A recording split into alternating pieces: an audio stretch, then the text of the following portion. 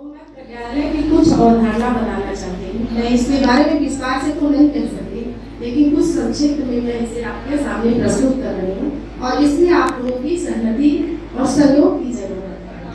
प्रज्ञालय की अवधारणा ये है कि देश में विकास हो रहा है, साइंस बढ़ा है, सब कुछ होने के बावजूद में वो यूएसए में रह के 50 से ऊपर देशों में भ्रमण किया। उन्होंने सोचा कि आखिर ये प्रॉब्लम कहाँ से, समस्या का समाधान क्यों नहीं होता है। हमारे देश में तरक्की के बाद, बल्कि हमारे देश में नहीं, बल्कि कह लीजिए कि पूरी विश्व की आज की समस्या बन चुकी है कि न बीमारी गया, ना लड़ाई गया, ना व्यवस्था गया, आपस में आए दिन झगड़े हो रहे हैं, लड़ाई हो रहे हैं। तो आखिर ये प्रॉब्लम कहाँ से है, ये मूल जड़ इसका क्या। तो उन्होंने पाया कि इसका मूल जड़ जो है बुद्धि की कमी है। ये सारी समस्याओं का मूल कारण बुद्धि की कमी है और ये सारी समस्याओं का समाधान भी बुद्धि ही है। उन्होंने प्रज्ञालय का स्थापना किया और बच्चों को से जुड़े संबंधित उन्होंने सोचा कि ये हम और आप लोग तो नहीं कर सकते, ये बच्चे ही कर सकते हैं। बच्चों में कैसे बदलाव लाया जाए, किस स्तर से लाया जाए कि उनके मानसिक विकास करें।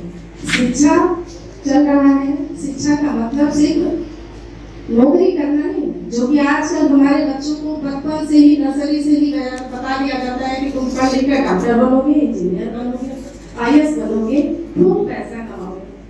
किसी भी बच्चे से अगर पूछे तो सारे बच्चे एक ही जवाब देंगे कि हम डॉक्टर बनेंगे, इंजीनियर बनेंगे। तो शिक्षा का मतलब सिर्फ नौकरी करना नहीं है, अपनी बुद्धि को जीवित रखना है। और कहीं न कहीं शिक्षा में कुछ कमियां हैं जिससे हमारे बच्चे शरीर से तो नहीं लेकिन दिमाग से वो विकलांग हो रहे हैं। उसे हमें जीवित करना है। ये हमारा भारतीय होने के नाते भारत का कर्ज है, इसलिए हर आदमी, हर शख्स को अपने कर्तव्य को पालन करना होगा।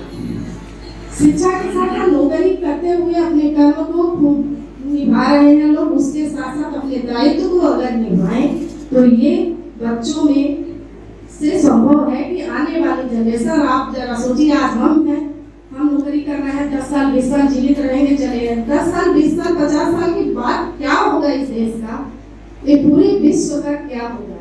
तो इसका समाधान उन्होंने निकाला कि बच्चों के माध्यम से ही हम कुछ आगे कर सकते हैं, बाकी तो और नहीं संभव है।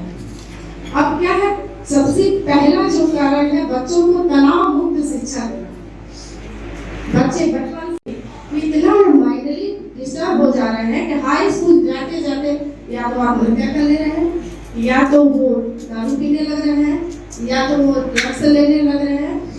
और उनसे ज्यादा तो टेंशन में उनके पेरेंट्स हैं। आप लोग सभी लोग जानते होंगे, आए दिन ये न्यूज में निकल रहा है कि पेरेंट्स ने आत्महत्या कर लिया। कमाल हो गया, बच्चों को पढ़ा रहे हो, आत्महत्या तो खुद कर ले रहे हो। तो बच्चों को तनाव मुक्त शिक्षा कैसे दिया जाए, तो सरकार में 1 दिन 2 दिन उन्हें आजादी दी जाए, क्या करना चाहते हो, क्या बनना चाहते हो, कैसे पढ़े। तो पढ़ाई का जो स्रोत है वो कहानियों के माध्यम से, कहानियों के माध्यम से उनके गहराई तक, उनके मन के चेतन को, उनकी बुद्धि को कैसे जगाए। आइंस्टाइन का एक कोटेशन है कि अगर आप अपने बच्चे को प्रतिभाशाली बनाना चाहते हैं तो परियों की कहानियां सुनाइए, और ज्यादा बुद्धिमान बनाना चाहते हैं और कहानियां सुनाइए।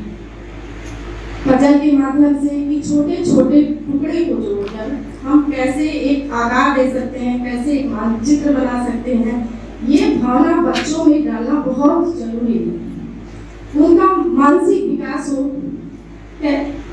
हम सभी लोगों का एक ही साइड का दिमाग काम करता है, लेफ्ट और राइट 2 दिमाग होते हैं।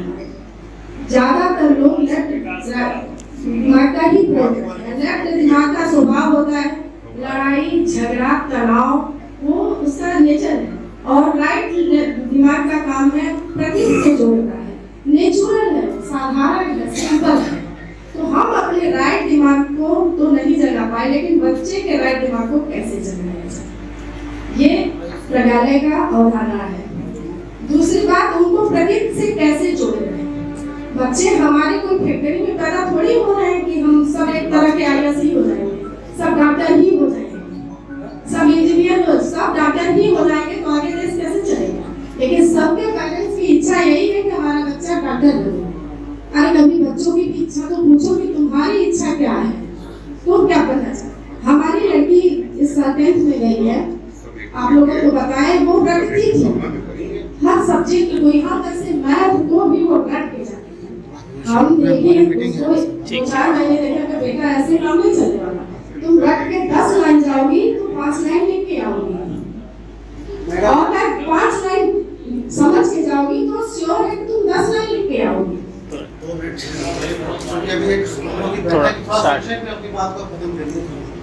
तो उसके बाद ये समझ में आ गई, अब जो वो जितना पढ़ती है वो समझती नहीं है, रटना उसने छोड़ दिया। इसी तरह सारे बच्चों को रटने से हमारी परसेंटेज बढ़ जाएगी, बुद्धि नहीं बढ़ेगी।